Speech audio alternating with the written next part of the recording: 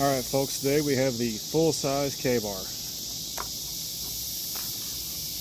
7-inch 1095 high carbon steel blade, black craton handle, smooth edge.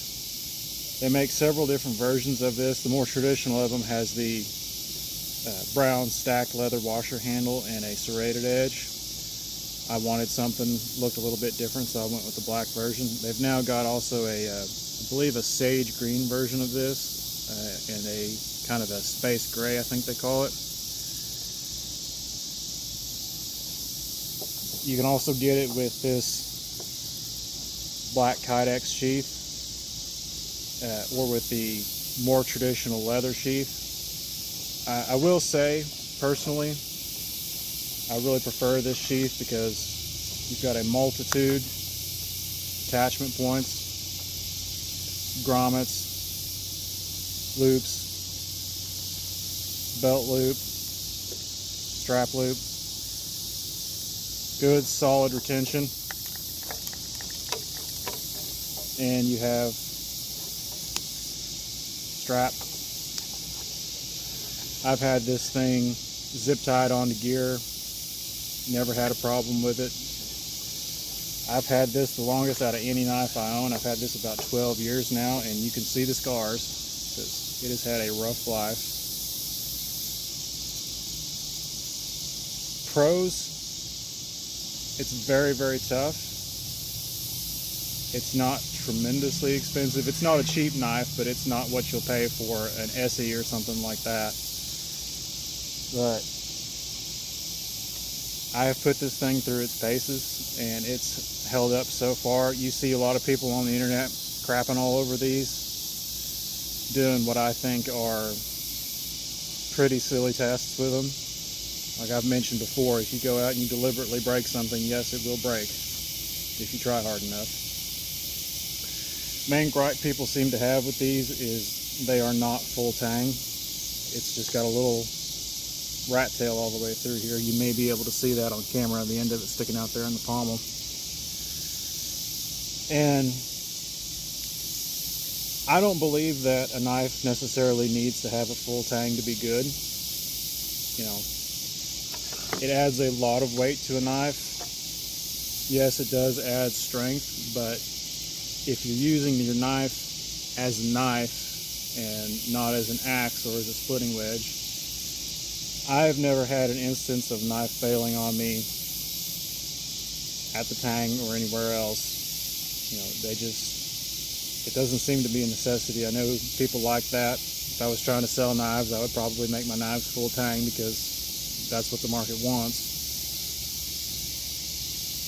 I chose the smooth version, no serrations, because I think it makes the knife a little stronger. What you end up getting is whenever you put serrations on a blade, you get a series of weak points where force gets concentrated. So as you're chopping at something, it's pulling, exerting a flexing force, and it concentrates on those serrations. So it's going to introduce a point of failure on the knife. Overall though, I think it's a good design. Like I said, people on the internet love to hate it. It's extremely nostalgic design, and maybe that's the issue, is it's kind of got the boomer vibe to it. But if you're in the military, you certainly will love these. I mean, they got their start in the Pacific in World War II, and they carried on through Korea and Vietnam all the way up to the present day. When I was in the service, I really didn't see a whole lot of these, but I know a lot of people do have them. A lot of people have carried them. It's certainly my favorite knife, and it's the one that I most often put in my pack whenever I go out in the woods.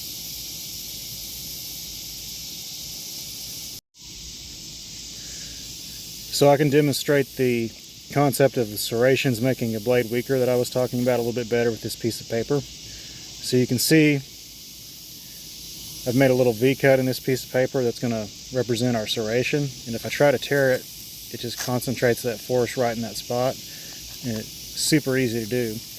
But if I come over here to the straight, plain, unbroken piece of paper.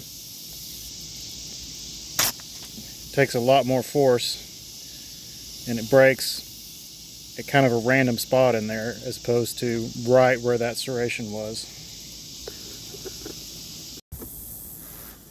So for the fit, finish, and factory edge, as you get this out of the box, fit and finish are impeccable. There's absolutely no issue with it. Everything's tight. The powder coat is uniform, has no blemishes or defects in it. Like I said, I've had this one for 12 years. It's beat the absolute crap out of.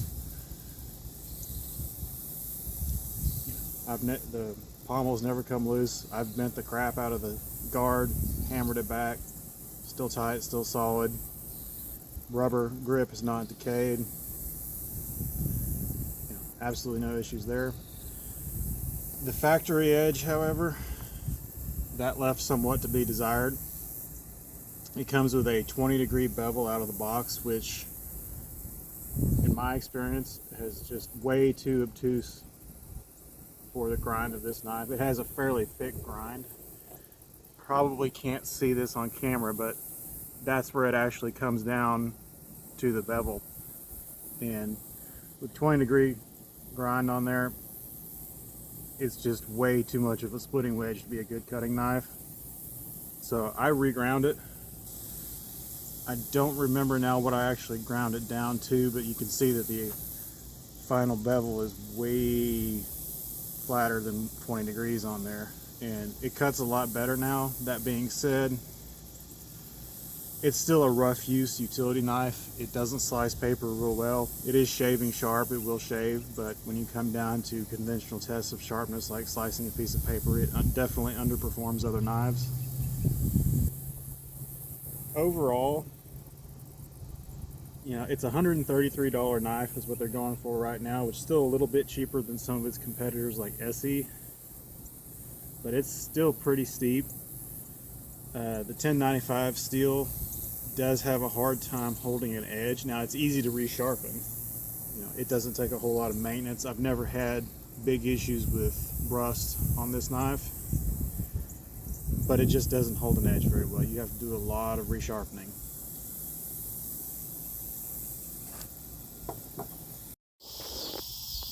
Alright, so I'm out in the field now with the K-bar. The whole selling point of the K-bar was that it could cut through brush and jungle, open ammo cans, and all kinds of utilitarian tasks, as well as doing the dirty work of opening up people. So I don't have any ammo cans to open up, and I don't have any jungle to cut through, but what I do have is this brush pile full of old dry sticks. So we're going to use that to test out the abilities of this knife. Now, this 7-inch blade is about the absolute bare minimum of what you can use to effectively cut through brush with, and it is not a speedy process. I've done it quite a bit, and yeah, you can get it done, but it'll work you, so we'll see how this goes.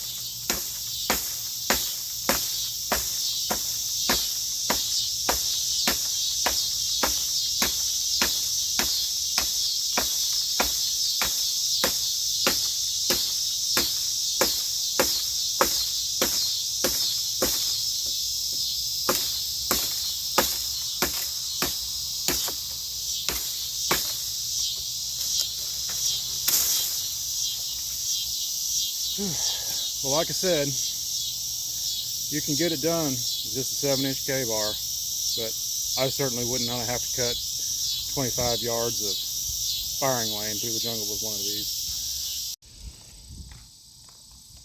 Alright, we're going to start off with slicing some paper. As I have said, this thing is not the best paper slicer out there. It'll do it.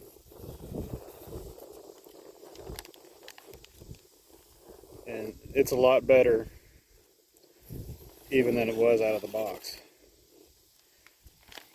But it's far from perfect. Go ahead and slice a couple pieces of rope.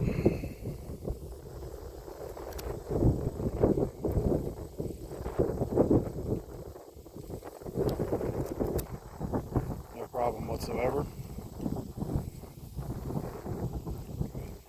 Get all that edge. Now, let's see if we can baton a piece of wood with it. I think we can.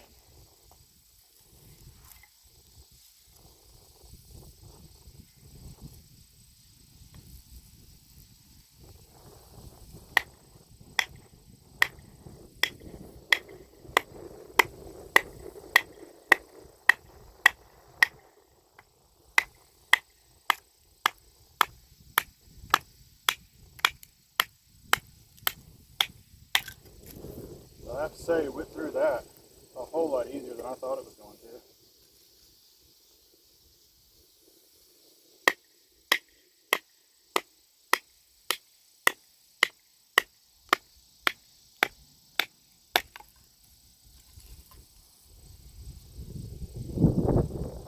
I'm going to cut this up a little bit. It's too easy for the K-bar.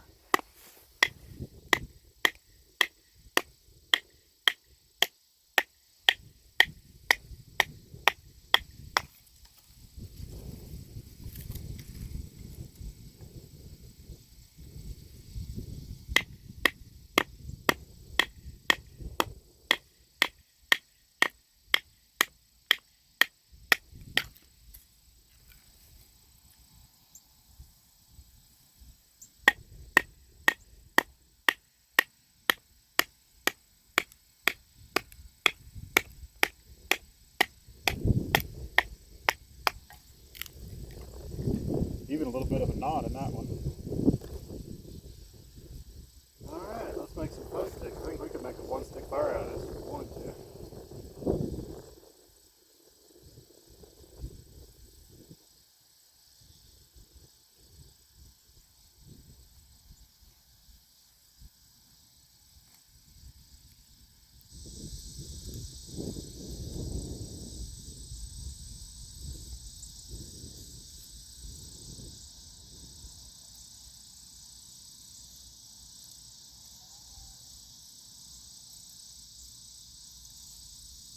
It could just be me, but I always feel like these thicker, heavier blades are hard to make a good curl with than the smaller, thinner ones. They just don't seem to slice as nicely.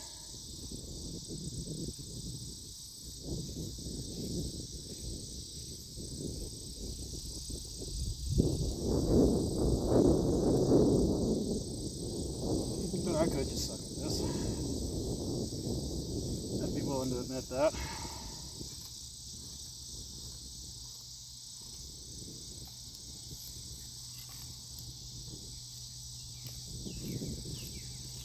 Guess you guys can tell me in the comments section, dude, get a life. Learn how to actually use one of these before you try to review them.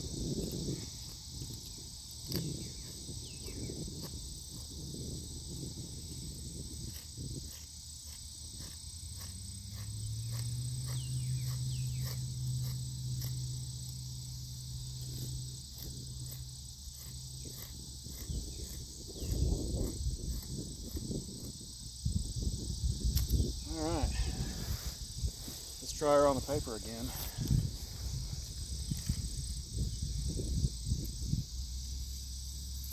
Oh yeah. We're getting dull. It'll still slice if you can get it started.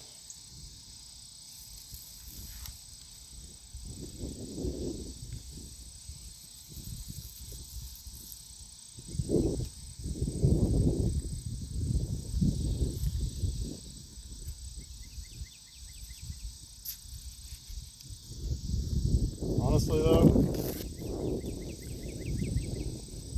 that's a lot better than I thought it was going to do. I thought it was going to have completely lost its edge by now. So, K-bar, pretty solid knife.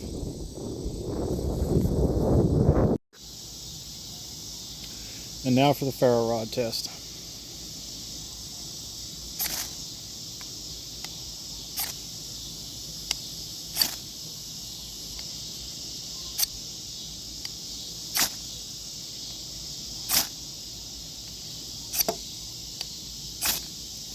It's not the easiest one to strike with. If you really bear down on it, it will throw a good spark. It has a 90-degree spine, but it's not as sharp and acute as it might be. So, like I said, while it will throw a good spark if you put some elbow grease into it, it's not as easy as it is with some other knives. Now to wrap up with my K-bar review, I'm going to give it, I'd say 4.5 out of 5. I really have no complaints about it whatsoever, but for $133, you're playing in big boy territory, and there's a lot of competitors out there for that price range that make a really good product, and I just can't say that it is above and beyond, or as good as it gets in that line. It's a solid, durable knife. You guys saw how it went through that test with no problems whatsoever. It did a hell of a lot better than the Mora did, and everything's good and solid. It kept its edge better, honestly, than what I was expecting it to, and I love it to death. It's classic, but in all honesty, it's a 4.5 out of 5. But you guys, if you want a K-bar, I wouldn't hesitate to spend the money on it. Pick it up. You won't regret it. You won't look back.